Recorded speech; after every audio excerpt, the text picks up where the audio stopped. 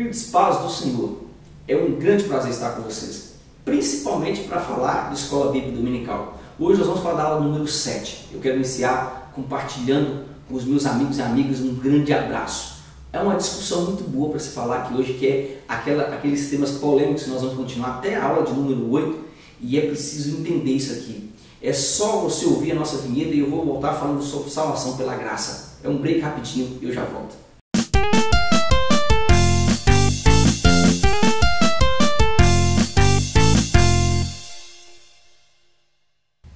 A salvação pela graça. Esse é o tema que nós vamos estudar hoje.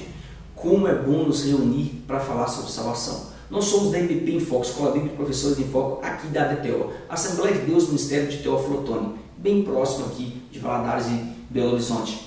Querido, é preciso você ter Bíblia junto com você, caneta, água, e de extrema importância, você copiar o copia e cola, mandar para os seus alunos, distribuir na sua sala, colocar o que você pensa, mandar ele escrever parte do que ele pensa e fazer uma interação com a sala sobre a aula de número 7. A aula número 7 vai falar sobre a salvação pela graça. Tem diversas outras teses, mas nós vamos estudar sobre a salvação pela graça. A leitura bíblica em classe está em Romanos 5, o versículo 6, 10, 15, 17, 18 e 20. E também o capítulo 11, o versículo de número 6. Lê, entenda e passe para os seus alunos. Nós vamos ler tópico a tópico, explicar cada tópico. Esse mês nós estamos em oração, de meia-noite a 1 da manhã, em prol da família brasileira, em prol da escola bíblica do Brasil, em prol de diversos outros temas aqui na nossa igreja. E eu preciso que você também ore. É importante.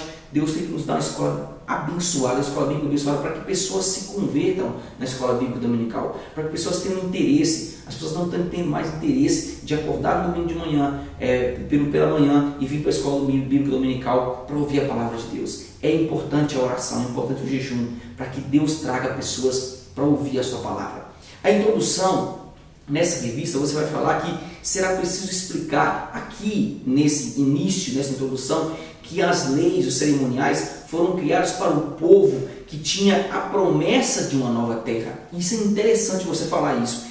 Por quê? Porque essas leis traziam para o povo de Israel a certeza de separação dos demais povos. Então o povo estava sendo separado quando tinha essa promessa.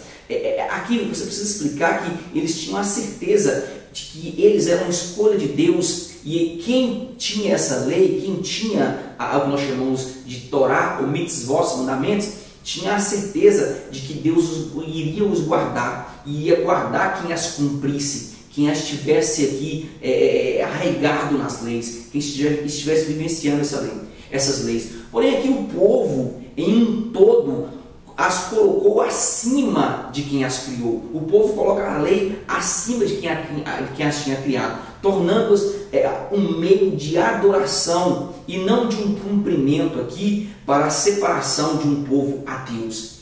A graça é a maior, escute isso aqui, a graça é a maior chance de Deus para todos que queiram se aproximar, que queiram provar do seu imenso amor. Essa introdução você vai falar isso. Você vai colocar no canto do quadro graça, você vai colocar amor e você vai colocar lei, para que eles entendam ao longo da sala, a sala entenda ao longo da lição o que você vai falar um pouquinho sobre cada um. Tópico número 1 vai falar sobre lei e graça. Então nós vamos iniciar falando sobre esses dois que você colocou, sobre esses três. Então de imediato sobre lei e graça. Há um texto bom em Romanos, o capítulo 3, o versículo de número 20, muito conhecido dos irmãos, que diz o seguinte: visto que ninguém será justificado diante dele por obras da lei, em razão de que pela lei vem o pleno conhecimento do pecado. A lei, ela serviu e serve como um aio. Ela apontava para o pecado, sempre aponta para o pecado. Ela tinha o dever e tem o dever de condenar e levar o povo ao conserto com Adonai. E também de preservar o povo na sua cultura. Preservava o povo na cultura. Os israelitas são preservados por causa da lei. Eles preservam a cultura deles por causa da lei. Onde estava aqui o problema? Essa é a pergunta. Simples. Vamos aqui nos lembrar que no Antigo Testamento, o Espírito Santo ele descia apenas sobre o líder escolhido por Deus. Apenas sobre o homem que era escolhido por Deus. Por isso, ele tinha o entendimento e a revelação divina de como se conduzir em sua missão, de como se portar em sua missão. Porém, os demais que não viviam aqui debaixo da mesma unção, ou seja, debaixo da força do poder espiritual, eles eram pessoas simples, eles eram um homem com inteligência comum, homens comuns como nós vemos na nossa atualidade. Mas aqui o raciocínio e a visão de Deus, eles não detinham. Eles eram homens simples. E isso na atualidade vai acontecer, você vai entender porque eu estou falando isso. Desse modo, desse pensamento que nós estamos assim, eles contendiam contra os líderes por não conseguirem atingir o seu nível de compreensão das coisas invisíveis. Então eles se viravam contra os líderes. Nós aprendemos pelo Antigo Testamento que a lei ela foi oral e foi dada a quem? A Moisés. E também transmitida aos sábios daquela geração por sua vez. As gerações subsequentes elas não tinham aqui nada escrito até então. Elas não tinham a existência do que nós chamamos de escritos. E isso, quando você estuda ao longo da história, você vê que não existia. Entra aqui um comentário sobre a veracidade da existência ou não da lei oral, que muitos dizem que ela não existia, mas ela já existia. Deus já tinha dado ao homem a lei oral e já foi transmitida. Moisés, pelo que nós conseguimos perceber aqui pela própria leitura bíblica, quando nós estudamos a Bíblia, nós vemos que Deus deu as primeiras tábuas a Moisés, forjadas e escritas por ele mesmo. Isso aqui é muito interessante. Ela continha os 10 mandamentos. Onde eu acho algo sobre Deuteronômio 4, há um texto 4, versículo de número 13, 4, versículo número 13, diz assim: então vos anunciou ele a sua aliança, que vos escreveu os 10 mandamentos, e os escreveu em 2 tábuas de pedra. Aí Deuteronômio 5, versículo 22, um pouco mais à frente, vai confirmar, dizendo assim, olha que interessante: essas palavras falou o Senhor a toda a vossa congregação no monte, no meio do fogo, em uma nuvem e da escuridade, com grande voz, e nada acrescentou, tendo-os escrito em 2 tábuas de pedra, deu-mas a mim. É o próprio Moisés falando a situação. As demais leis também foram dadas a Moisés, escrito no Sinai, e foram escritas no livro que nós chamamos de livro da aliança. Isso aqui é muito importante de falar. Todo esse processo tinha um único propósito. Qual era esse propósito? Levar a criatura a um relacionamento com o Criador. Em todo o tempo, esse vai ser o propósito. Vamos para a Bíblia. Contra a Bíblia não há como debater. Não há como debater. A veracidade é que comprova o que nós estamos falando. Romanos, o capítulo 7, o versículo de número 12, diz assim a palavra do Senhor: por consequente, a lei é santa, e o mandamento santo, e justo e bom. Isso aqui é de extrema importância você falar. É de extrema importância. Tudo que Deus criou é para um relacionamento. É para trazer o homem para perto dele. É importante você frisar isso. O tópico de número 2 da nossa lição vai falar sobre a lei nos conduziu a Cristo. A lei, nós podemos dizer que é um manual de instruções como eu devo, como eu procedo e como nós devemos fazer para nos aproximarmos aqui de Adonai, para que eu possa me aproximar de Deus.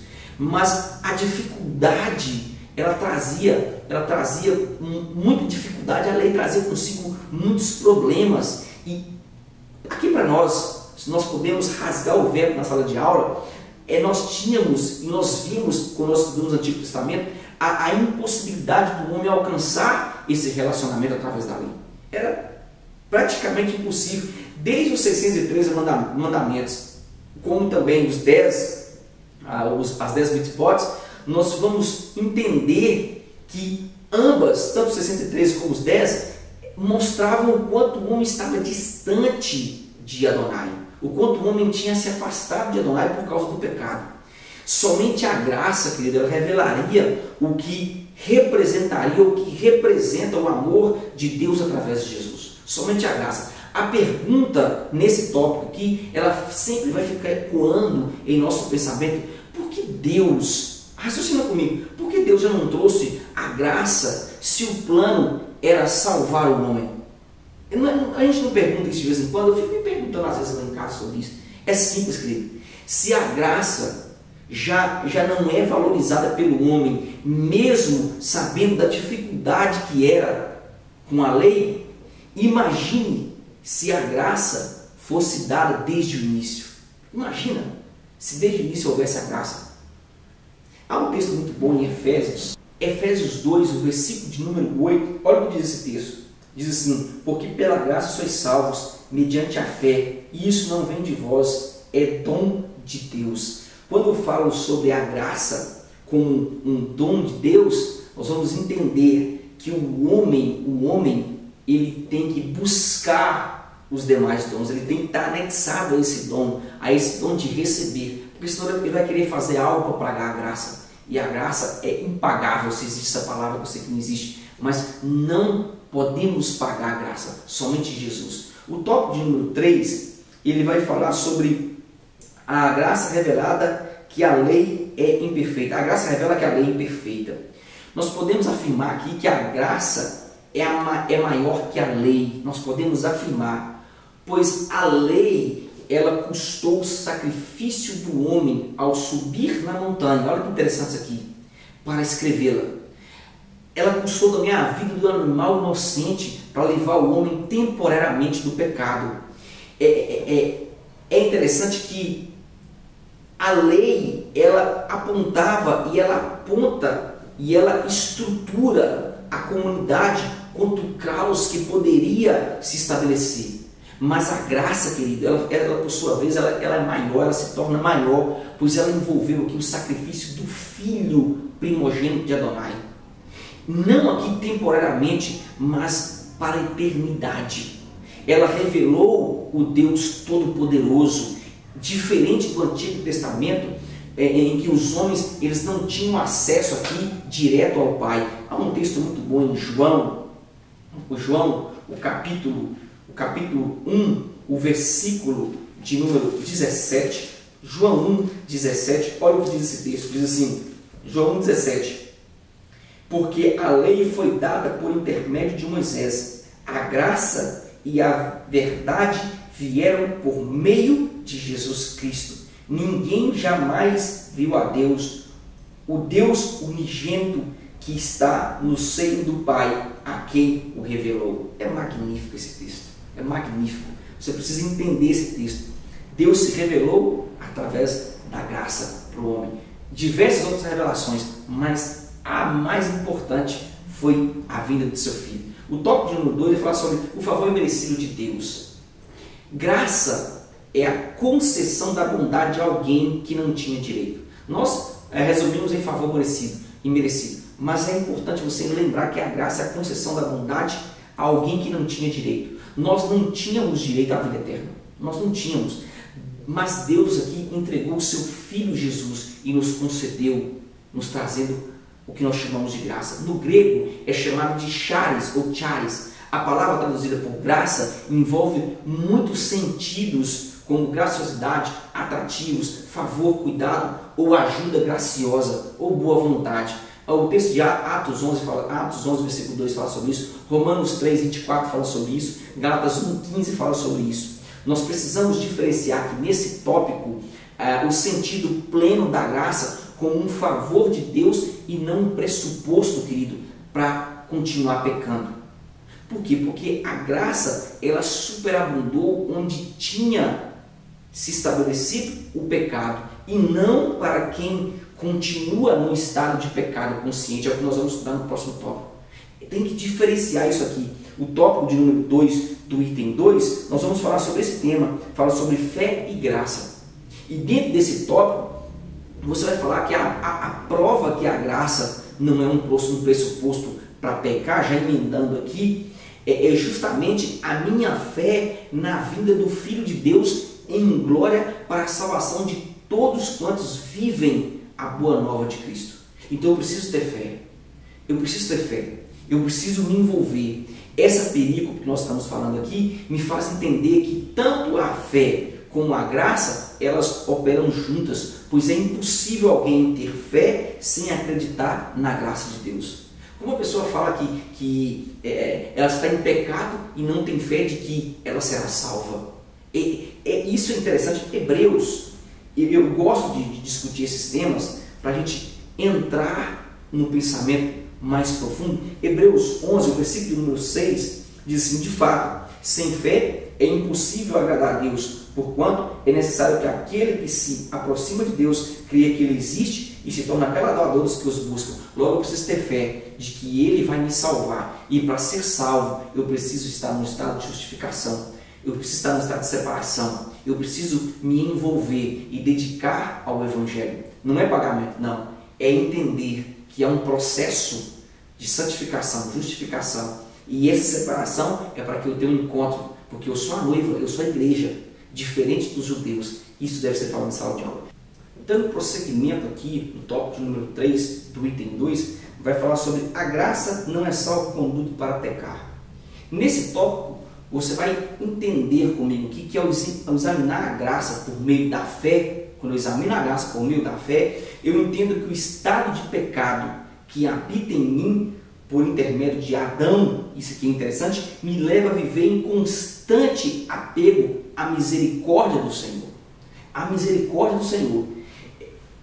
Quando eu penso assim, isso me leva a um raciocínio de que eu não passo de um trapo de imundície que foi alcançado por Deus através do sacrifício de Cristo.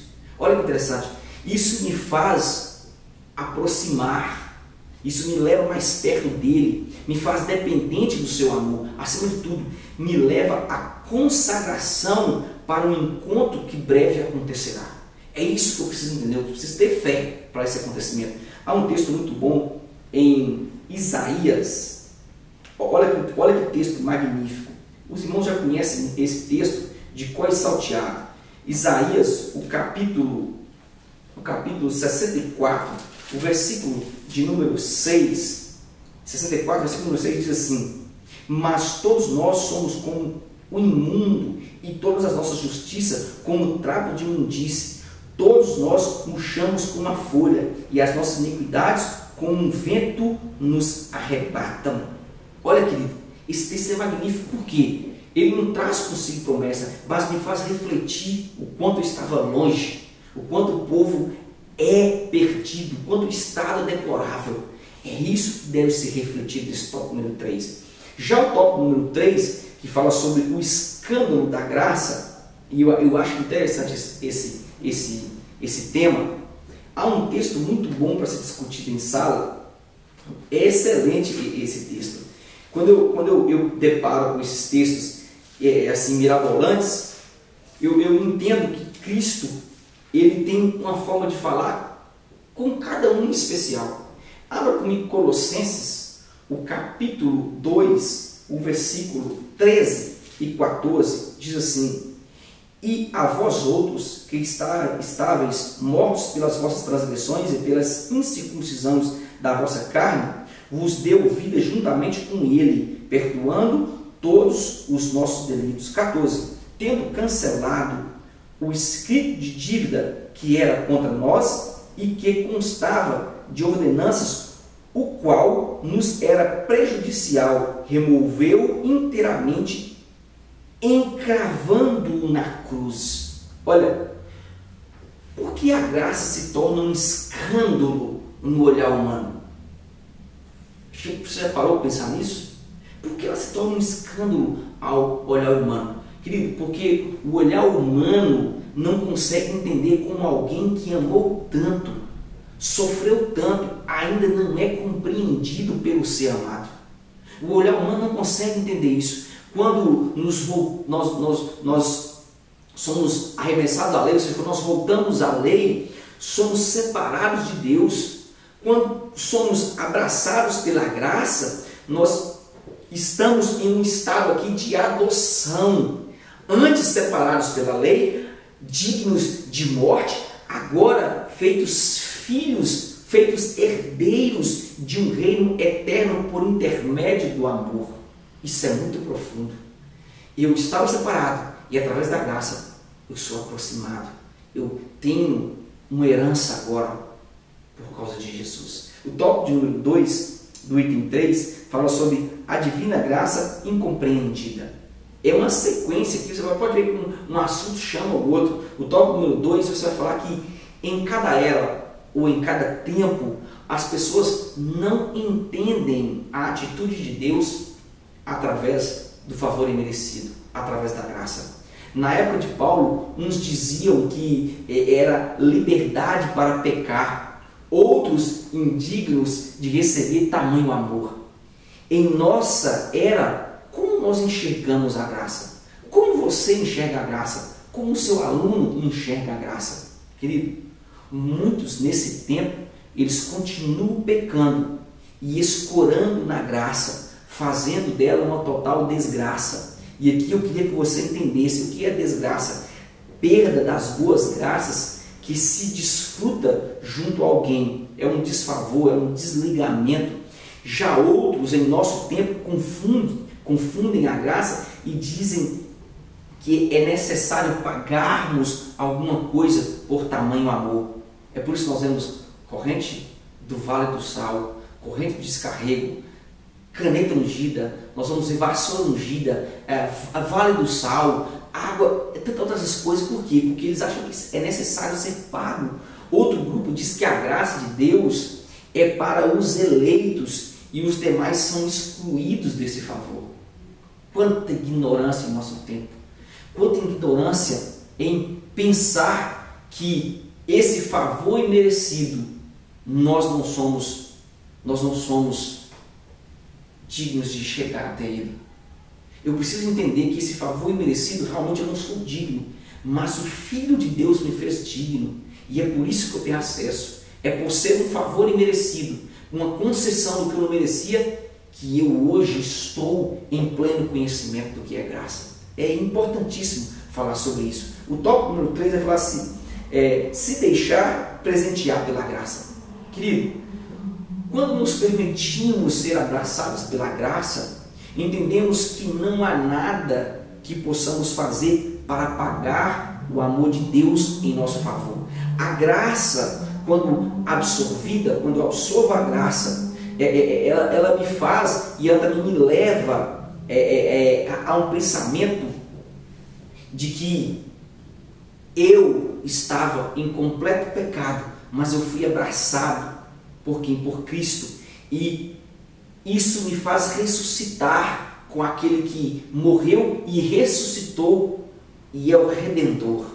Romanos 6, versículo 3, capítulo 6, versículo 3 a 5 fala sobre isso. Então, passamos a ter uma vida nova. Ou seja, o pecado agora já não nos domina e não vai nos dominar. Romanos 6,14 fala sobre isso. Essa graça nos fez agradáveis a si. A quem? Ao próprio Deus, no amado Jesus, através de Jesus. Efésios 1, versículo número 6 fala sobre isso.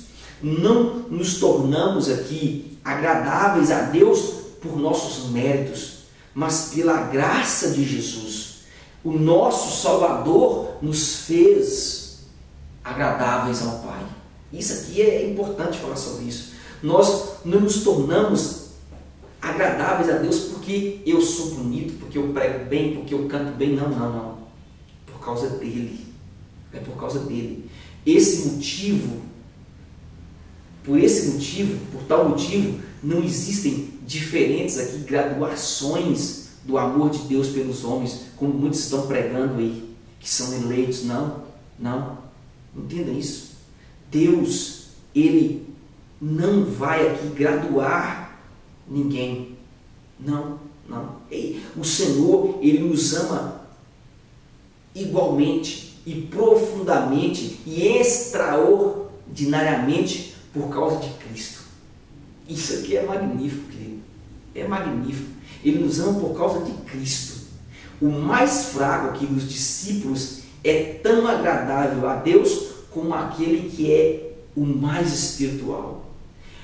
A semelhança, isso aqui é interessante, a graça não faz acepção de pessoas. Atos 10:34 fala isso. Por quê? Pois todos somos feitos aqui à imagem, à semelhança de quem? Do próprio Cristo.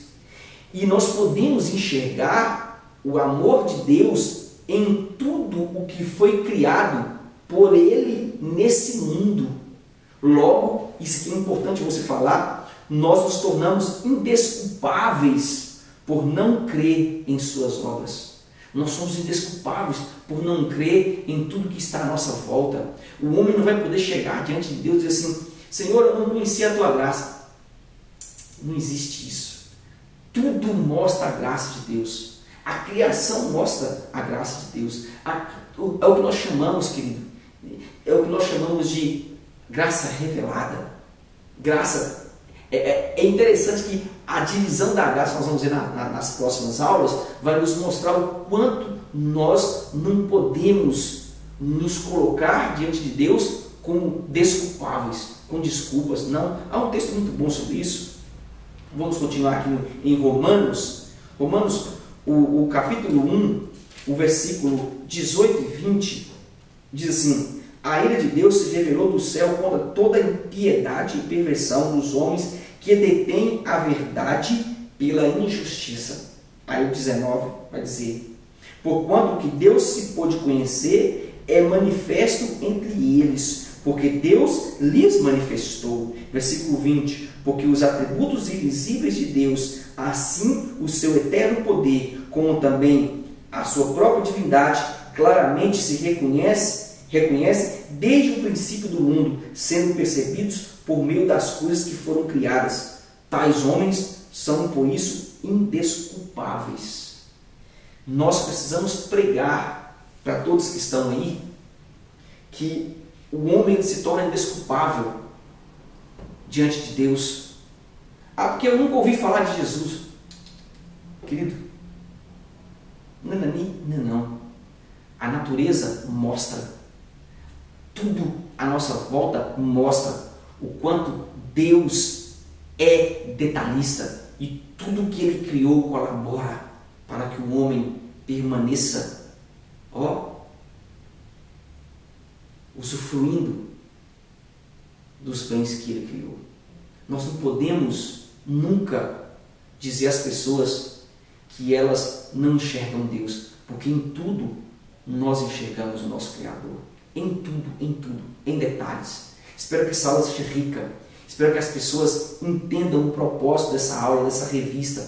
Espero que as pessoas aprofundem sobre o tema salvação e que reflitam que na atualidade as pessoas estão vindo para a igreja por questão de aparência e não porque realmente foram salvas. É preocupante, mas eu creio, eu tenho certeza que Deus vai salvar muitas pessoas através dessa revista. É o que eu espero.